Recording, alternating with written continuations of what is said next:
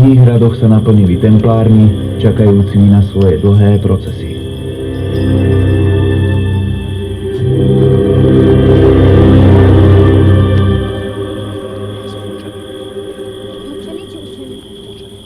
Píšte, dňa 15. januára roku pána 1306 v meste Poitiers, kraj Akvitánsky, Jagros Poitou z milosti Božej a kráľa Filipa IV. Zvaný Pekný, správcom tohto léna, som bol poverený preveriť podozrenia z kacírstva na mojom pánstve. Slovo má obžaloba.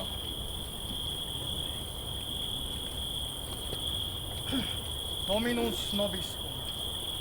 Ja, Raimond z Peňafortu, som bol poverený pápežom Klementom V, aby som hľadal a ničil kacírov v tomto kraji. Tak, ako každé jablko môže byť pekné zvonku a zhnité znútra, tak aj v tomto kraji sa medzi čestnými a bohabojnými kresťanmi nájdu duše, ktoré pohľahli pámeniu samotného Lucifera a previnili sa proti zákonom Božím. A táto choroba sa krajom šíri ako mor, ale kacírstvo na rozdiel od moru nenapáda telo, ale nesmrteľnú dušu a tomu je treba urobiť prietr. Veľmi rád by som vrátil tieto zlútelé duše späť na správnu cestu. Späť do milosrdného náručia nášho milostivého Boha, no Satan zatvrdzuje ich duše a nech by sme sa snažili akokoľvek, nedajú sa už vyrvať z jeho pažúrov. A presne na to myslel Ján vo svojom evanjeliu. Kto neostane vo mne, otrhnú ho ako ratolesť a on uschne. Potom ich pozbierajú, hodia ich do ohňa a zhoria.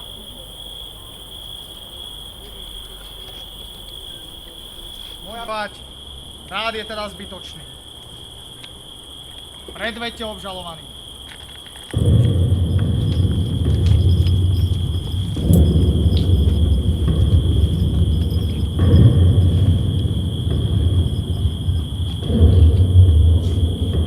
Jean zo Chateauviard, Lambert z Toisy, rytieri rádu templárskeho. Prisahajte pri Bohu všemohúcom, že budete hovoriť pravdu, celú pravdu a nič len pravdu. Prisahám. Prisahám. Boli ste obžalovaní z následovných hriechov. Každý člen rádu sa musel zrieť Ježiša Krista, opľuť a pošliapať jeho podobizeň. Praktizovali ste sodomiu medzi mužmi a dokonca ste ju vnúcovali každému novoprijatému členovi. Novoprijatého člena ste vyzliekli a donútili boskávať vyšších členov rádu na zadok, pupok a ústa. Uctievate démona menom Baphomet, pri jeho zjavení sa ho dotýkate špagátom, ktorý vodne v noci nosíte na páse.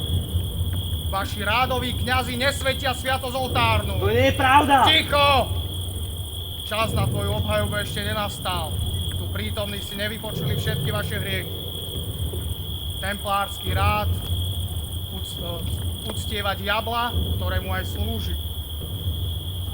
Rozširovali ste, že Kristus je falošný prorok. Členov, ktorí opovrhovali najsvätejšie symboly, previnili sa proti zákonom Božím a uctievali temné a nečisté sily. A je mojou povinnosťou a cťou vyšetriť a preveriť a potrestať tieto hriechy. Beda vám, zákonníci a farizei pokrytci, že sa podobáte obieleným hrobom, ktorí sú zvonku krásne, ale vnútri plné umrtších kostí a kadejakej nečistoty.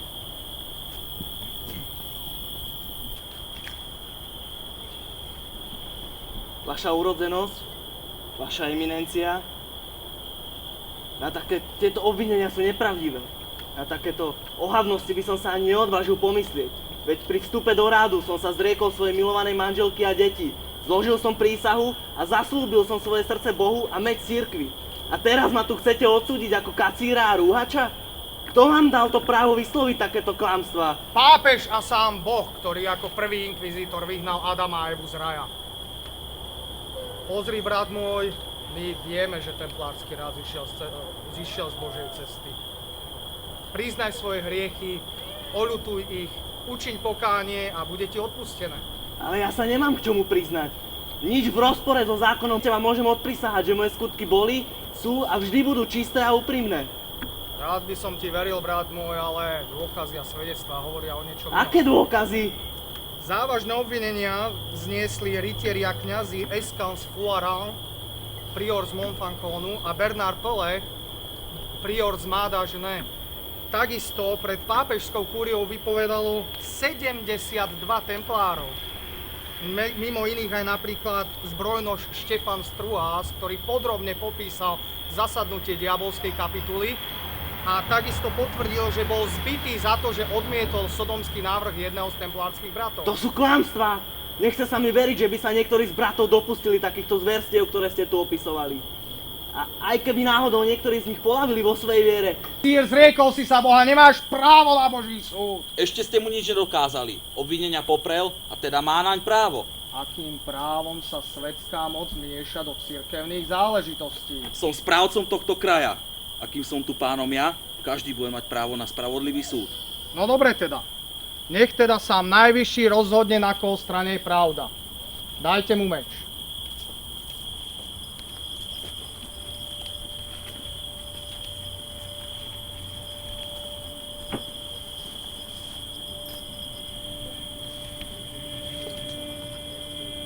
Veď má zviazané ruky! Ak je pravda na jeho strane,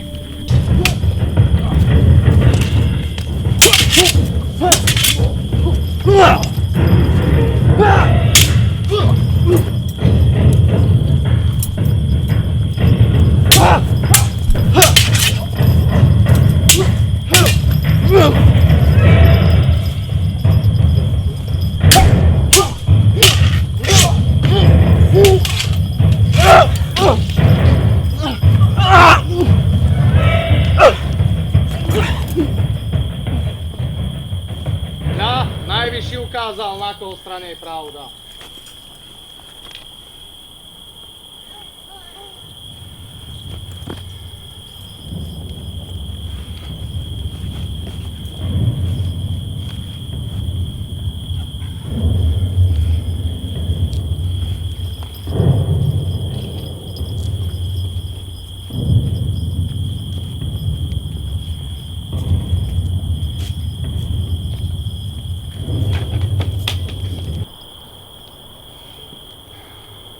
Brat môj, vidíš, že Hospodin potvrdil obvinenia proti tvojmu bratovi. Nemá zmysel ďalej zapierať. Čo to bol za spravodlivý súd? Veď má zviazané ruky! Ako si dovoluješ spochybňovať vôľu Najvyššieho? Alebo to nie je prvýkrát, čo tvoja myseľ sklzla k nečistým myšlienkám? Nie je to len pokračovanie zločinov proti Najvyššieho, ktorým si sa dopúšťal so svojimi templárskymi bratmi? Nebudem viac hovoriť. Zahmlievate pravdu. Vidíte len to, čo chcete vidieť a počujete len to, čo chcete počuť. Vidíte? Vidíte, že som sa všemožne snažil vrátiť tohto, zvolil sa späť na správnu cestu, ale stojí tu pred nami nenapraviteľný rúhač a kacír. A preto žiadam použiť nie prvý, ale hneď druhý stupeň práva utrpného. Priznaj sa svojim hriechom a ušetrím ťa ďalšieho utrpenia. V opačnom prípade ťa bude musieť odozdať na vyšetrovanie cirkevnému ramenu. Čestný a spravodlivý človek sa nebojí prehovoriť. Neostáva mi teda nič iné, než povolať pochopov. Začnite vykonávať druhý stupeň práva utrpného.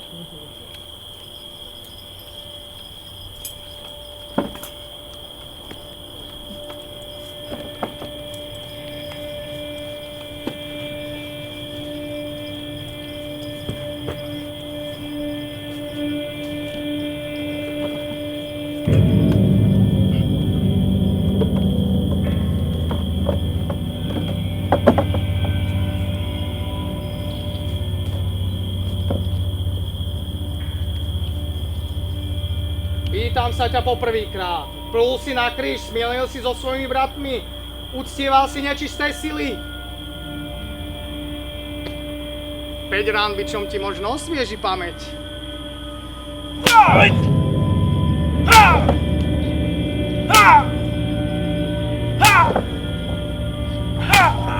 Tak čo, už si spomenul, ako si zapieral Ježiša Krista, ako si smielil so svojimi bratmi a uctieval Bafometa?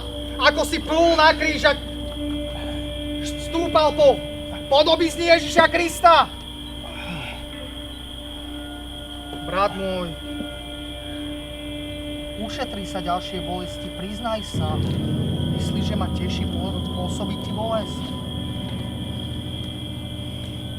Ako chceš! 10 rán bičom ti rozviaže ten tvoj kacírsky jazyk.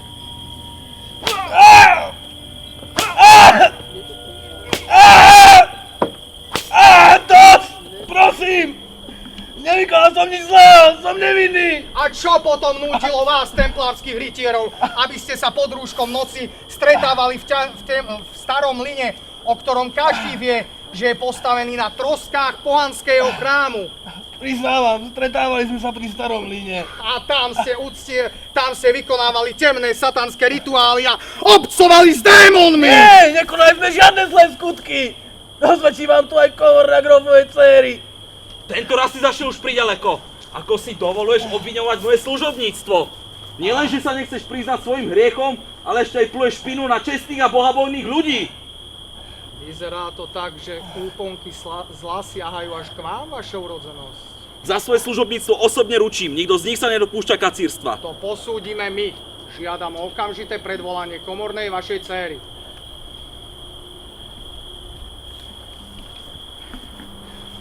Nedovolím, aby bolo moje služobníctvo zaťahované do cirkevných sporov. Tak ďaleko vaše právomoci nesiahajú, vaša eminencia. Pápežovi sa určite nebude páčiť, keď sa dozvie, že šlachta v tomto kraji nespolupracuje pri potieraní kacírstva. Uvedomte si, že bránením vyšetrovaniu napomáhate šíreniu herézy. Ak v tom budete pokračovať, ja môžem aj odísť. Ale vrátim sa a na listine obvinených bude aj vaše meno, vaša urodzenosť. Nevyhrážajte sa mi, vaša eminencia. Ja som dobrý kresťan. Ak to má pomôcť očistiť môj hrad a dom od obvinení z kacírstva, podvolím sa. Verte však, že je nevinná. Predvolajte Matildu, komornú mojej dcéry. Ale najprv tohto tu odvedte do čelára a zavolajte k nemu felčiara.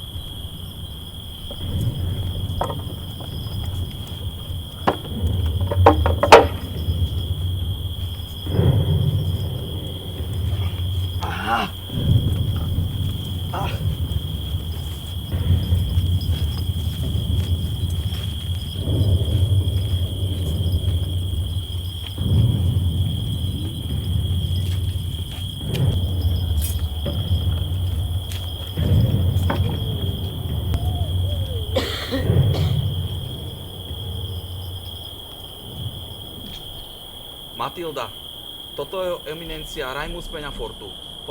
Nemusíš sa ho bať, položí ti pár otázok, ty mu odpovieš a všetko bude v poriadku. Prisáš pri Bohu všemúcom, že budeš hovoriť pravdu, celú pravdu a nič len pravdu. Prisahám. Ako sa voláš, dcera moja? Matilda, vaša eminencia. Odkiaľ pochádzaš? Z Rošpiár. Zapíšte, že sme predvolali Matildu z Rošpiár. Dcera moja, modlíš sa pravidelne a s čistým srdcom? Áno, A na nedeľnú omšu chodíš? chodím. A na spoveď chodíš pravidelne? Chodím. V tomto kraji sú všetci poctiví a čestní kresťania. Pýtajte sa, čo nás zaujíma. Poznáš okolie hradu? Poznám. Aj starý mlyn? Áno. A bola si tam už niekedy? Nebola, pretože sa hovorí, že tam straší. Ani v poslednom čase si tam nebola? Nie. To je zvláštne, pretože my máme svedectvá o tom, že si tam v poslednom čase bola a dokonca nie sama snažíš sa nás oklamať. Prisahala si na Bibliu. Vieš, dcéra moja, my máme prostriedky na to, ako sa dozvedieť pravdu. To dúfam nebude potrebné. Nemusí sa bať, pokojne odpovedz. Vypočúvanie nechajte na mňa, vaša urodzenosť. Je to moje služobníctvo a ja si s ním viem spraviť poriadok, vaša eminencia. To je už druhý krát, čo dnes zasahujete do vyšetrovania. Dávajte si pozor.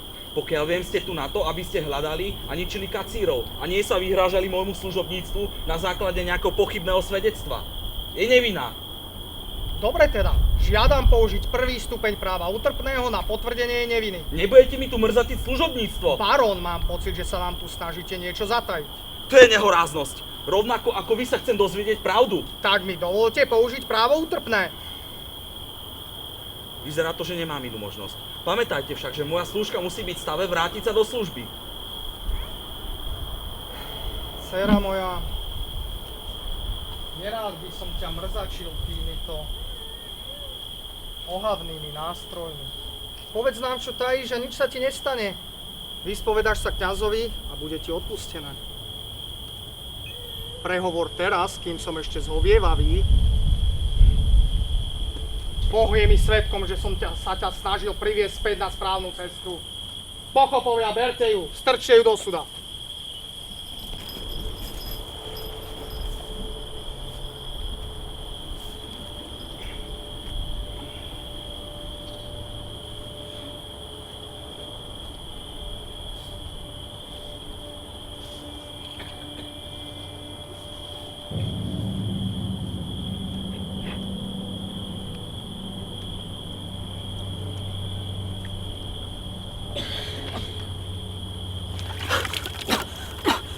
Bola si pri Starom Mlyne? Pýtam sa ťa ešte raz, bola si pri Starom Mlyne? S kým si tam bola?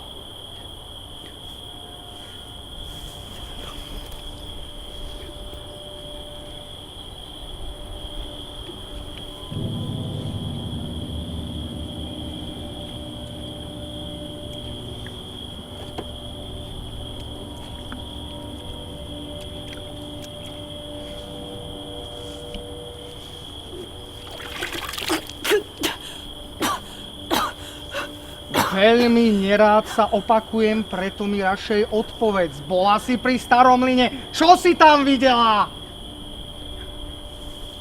Dieťa, prosím, nenúď ma použiť ďaleko nepríjemnejšie metódy, ako sa dozvedieť pravdu. A ver mi, že ja sa pravdu dozviem. Áno, priznávam sa, bola som pri Starom Mlyne. Si len služobná, určite si tam nebola z vlastnej vôle. Na koho príkaz si tam bola? Nemôžem vám to povedať, lebo som slúbila, že to nikomu neprezradím. Komu si to slúbila? Komu? Elizabeth! Moja dcéra s tým nemá nič spoločného. Klamala predtým a klama aj teraz. Sú to obyčajné klamstvá. Za takéto klamstvá dosadneš 10 rán palicou. Prisám pri Bohu, že je to pravda. A tam si sa prizerala Sodomí templárov, plúla na kríž a zatierala Ježiša Krista. To je nehoráznosť. Moja dcéra by sa takéhoto čohosi voči všemohúcemu a svojej rodine neprevinila. Nie, nič takého sa tam nedialo.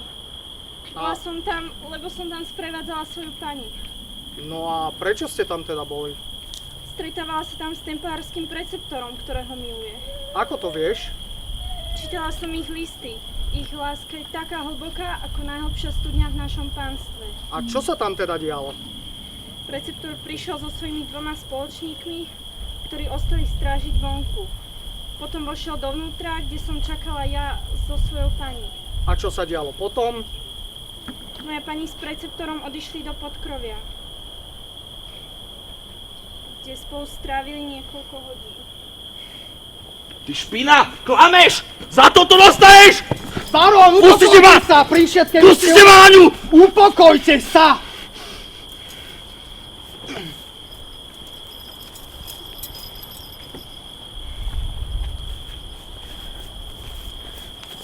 Ďakujem ti, dieťa moje. Dominus noster te absolvovat a preto ti aj ja odpúšťam v mene Otca i Syna i Ducha Svätého. Amen. Choď v mene Božom.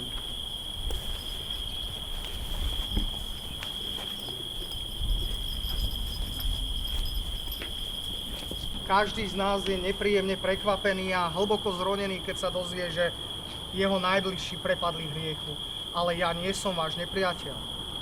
My sme všetci Boží služobníci a máme tu určité povinnosti. A vy viete, čo musíte teraz urobiť.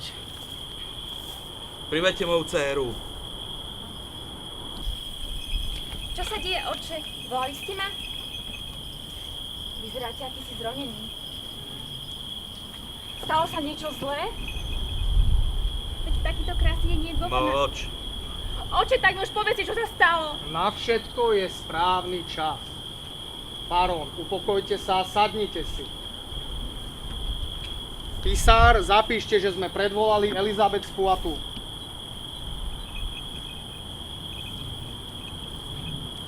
Spýtame sa vás na pár otázok, vy na ne odpoviete. Najskôr však prisahajte pri Svetom písme. Prisaháte, že budete hovoriť pravdu, celú pravdu, aniž len pravdu. Prisahám. Cerenka, toto je jeho eminencia Raimund z Peňafortu. Položí ti pár otázok a o pár dní sa na tejto nepríjemnosti spolu Baron, zasmieme. prosím, odolajte sentimentu a nezľahčujte závažnosť tejto situácie. Viete, kde je starý mlyn? Nie, mala by som? To je zvláštne, pretože my máme svedectvá o tom, že nie len, že viete, kde je starý mlyn, dokonca sa tam zúčastňujete tajných stretnutí. To je lož. Nikto vás oklamal, vaša eminencia. Nuž áno, ak sa tu dnes na niečom zhodneme, je to skutočnosť, že tu niekto klame. Vaša komorná, pripomente mi jej meno. Matilda, vaša eminencia. O áno, Matilda nám tu pred chvíľou pod prísahou potvrdila, že sa stretávate s istým Oliverom de Payne, a to práve v starom mlyne, o ktorom tvrdíte, že neviete, kde je. Ani to nie je pravda? Matilda klame. Prečo by to robila? Pred pár dňami zanedbala svoje povinnosti a ja som dala za to potrestať. Chce sa mi pomstiť. Už áno, to je možné. Povedala nám tiež, že medzi vami a Oliverom zahorel ten najvznešenejší cit. Láska. Ani to nie je pravda? Všetko sú to lži. Slovo mojej dcery má hádam väčšiu váhu ako slovo nejakej komornej. Čo to má znamenať? Žiadam vysvetlenie. Po svedectve vašej komornej som dal prehľadať komnaty vašej dcéry a našli sme túto korešpondenciu medzi Elizabeth a istým, tu už spomínaným Oliverom de Payne, kde sa navzájom vyznávajú zo svojej lásky. Nech sa páči, barón, môžete si to prečítať. Je to pomerne korenisté. Ani toto vám už neosvieži pamäť, Elizabeth? Už nemá cenu ďalej zapierať. Oče! Mlč! Spravila si to najhoršie, čo si len mohla spraviť. Poškvrnila si nielen svoju česť, ale aj česť celej svojej rodiny a česť rodiny tvojho nastávajúceho vicebarona z Montesquieu. Všetci naši predkovia sa obracajú v hrobe. Ešte, že sa toho nedožila tvoja nebohá matka. Ale ja som len... Nič zlého som nespravila! Nič zlého si nespravila, za mojím chrbtom si spilnila s prašivým templárským psom, to si mi radšej díku do chrbta mohla zaťať. Ale otec vie, že som ti to mala povedať, no ja ho milujem! Áno, to je už neskoro. Zriekam sa ťa, už viac nie si mojou dcérou. Tu prehlasujem, že Elizabeth z Poitou už viac nie je mojou dcérou. Stráca nárok na šlachtický titul a na majetky. Vypalte znamenie hriechu a odvedte ju do veže a prineste mi vodu. Vysloví...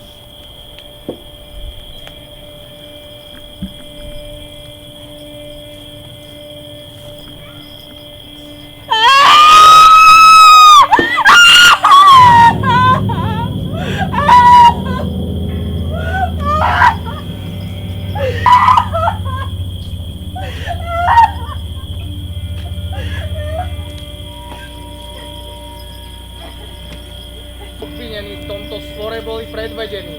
Najväčší vinník... Odvážil stiahnuť ruky na moju dcéru! Barón, upokojte sa! To, čo sa dopustil tento bezverec na vašej rodine, je odsúdenia hodné. Poslúži to však len ako priťažujúca okolnosť pri dokazovaní viny z oveľa závažnejších zločinov. Oliver de Payne, templársky preceptor. Prisáž, že budeš hovoriť pravdu, celú pravdu, aniž len pravdu. Prisahám. Z následovných hriechov. Uctievate diabla, ktorému aj slúžite. Rozširujete, že Kristus je falošný prorok. Praktizujete sodomiu medzi mužmi, dokonca ste ju vnúcovali každému novoprijatému členovi. Novoprijatého člena rádu ste vyzliekli a nútili boskávať vyšších členov rádu na zadok, pupok a ústa. Uctievate démona menom Baphomet, pri jeho zjavení sa ho dotýkate povrazom, ktorý vodne v noci nosíte na páse. Veľmajstri a ostatní vysokí predstavitelia rádu, teda aj vy, lombardský preceptor, ste dávali rozhrešenie napriek tomu, že sami nemáte kňažské vysvetenie. Nepovažujete za hriech privlastniť si cudzí majetok a takýto majetok sa snažíte všemožne rozšíriť. Čo povieš na svoju obhajobu? Odmietam všetky tieto obvinenia. Templársky rád už od počiatku svojej existencie až po dnešok je známy tým, že veľmi dôsledne a čestne dodržiava všetky Božie prikázania. Každý člen rádu sa zriekol bohatstva a všetkých svetských radostí a zasvetil svoj život, srdce a mysel Bohu. Templársky rád vždy obraňoval slovom aj mečom kresťanskú vieru a pri tejto službe nejeden templársky rytier prišiel o život. Ale vďaka nám mohli kresťanskí pútnici po celé 10-ročia bezpečne prechádzať do Svätej Zeme. Ale svoje miesta vo Svätej Zemi ste predsa opustili a len vašou vinou celá padla do rúk neveriacim psom. Naša viera bola silná, no naše rady príliš riedke a nepriateľ v presile. Robili sme všetko preto, aby sme obránili poslednú baštu kresťanstva Svätej Zemi. Božia vôľa bola však iná. Ty kacír, ako sa odvážuješ vyňovať najvyššieho z neschopnosti templárov? Veď tým, že ste sa ho zriekli, pluli na kríž a šliapali po jeho podobizni, ste spôsobili, že sa najvyšší od vás odvrátil, lebo jeho láska a nekonečná milosť patria len tým, ktorí v neho veria. Úprimne a bez výhrady. Priznávam, že som zrešil. Ale jediným mojím hriechom je láska. Tak silná a spalujúca, že som jej nemohol odolať ten ja, ktorý som prisahal, že celý svoj život zotrvám v celibáte. Hovoríš o láske, ale čo je pozemská láska oproti tej, ktorou nás zahrňa nebeský Otec? Tu ste zradili a napriek jeho prikázaniam ste praktizovali sodomiu, uctievali nečisté sily. Ste hadi vreteničie plemeno, ako uniknete pekelnému súdu? Odmietam všetky tieto tvrdenia a poviem už len tieto tri veci. Poprvé, že liturgia v templárskych kostoloch je krásnejšia než vo všetkých iných chrámoch. Po druhé, že rád vždy bohato prispieval na dobročinné účely. A po tretie, že žiadny iný rád neprelieval tak ochotne svoju krv pri obrane kresťanskej viery a nebol u saracenských nepriateľov chovaný vo väčšej úcte. Tam, kde sa nedostáva viery, na ničom z toho, čo si povedal, nezáleží. Dajte ho na škripec, barón.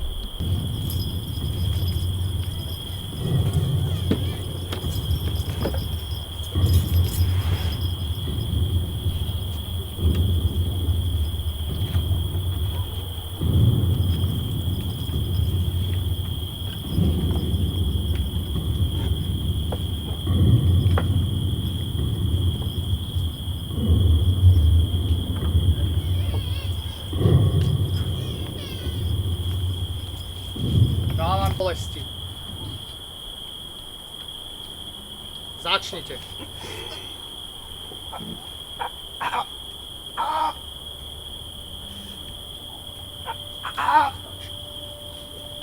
Priznaj sa, ako si plul na kríž, ako si trhal a pálil stránky zo Svätého písma a znesvedcoval sviatosť oltárnu. Pokračuj.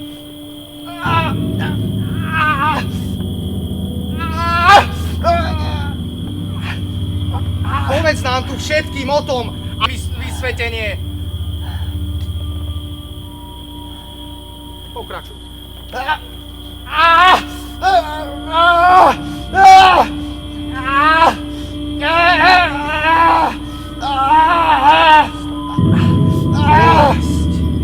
Bolesť, iba bolesť bude tvojim vykúpením, ak sa nepriznáš a neodľutuješ svoje hriechy.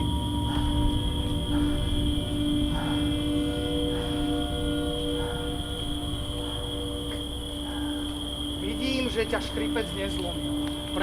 Urobíme skúšku Svätým krížom. Pripravte nôž. Novoprijatých členov rádu, aby ťa boskávali na zadok.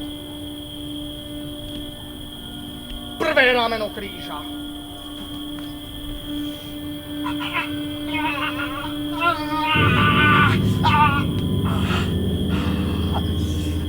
Tak čo, už si spomenul, ako si neváhal vraždiť nevinných ľudí pri tvojej honbe za majetkom? Stále nič. Druhé rameno kríža.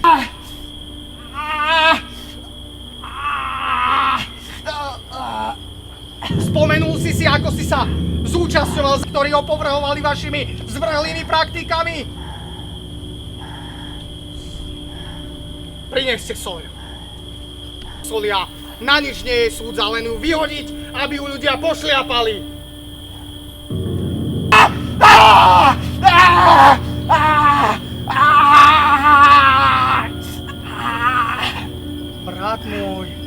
Brat môj, ešte je cesta späť. Stačí sa len priznať.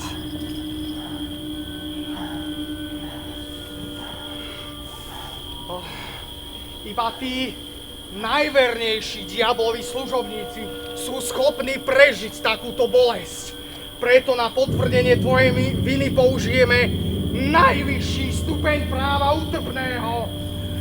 Zlomte mu nohu!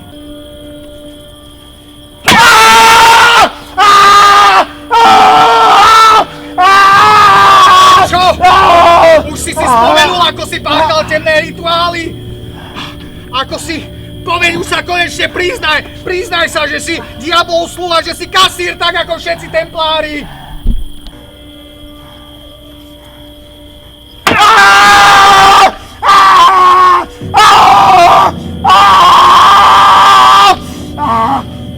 Tak už konečne niečo povedz! Verím všemohúceho pána a vo Svätú Trojicu vo všetko ostatné, z čoho pozostáva katolická viera. A vo chvíli, keď duša opustí moje telo, uvidíte všetci, že kto je dobrý a kto zlý a čo sa v tejto dobe deje.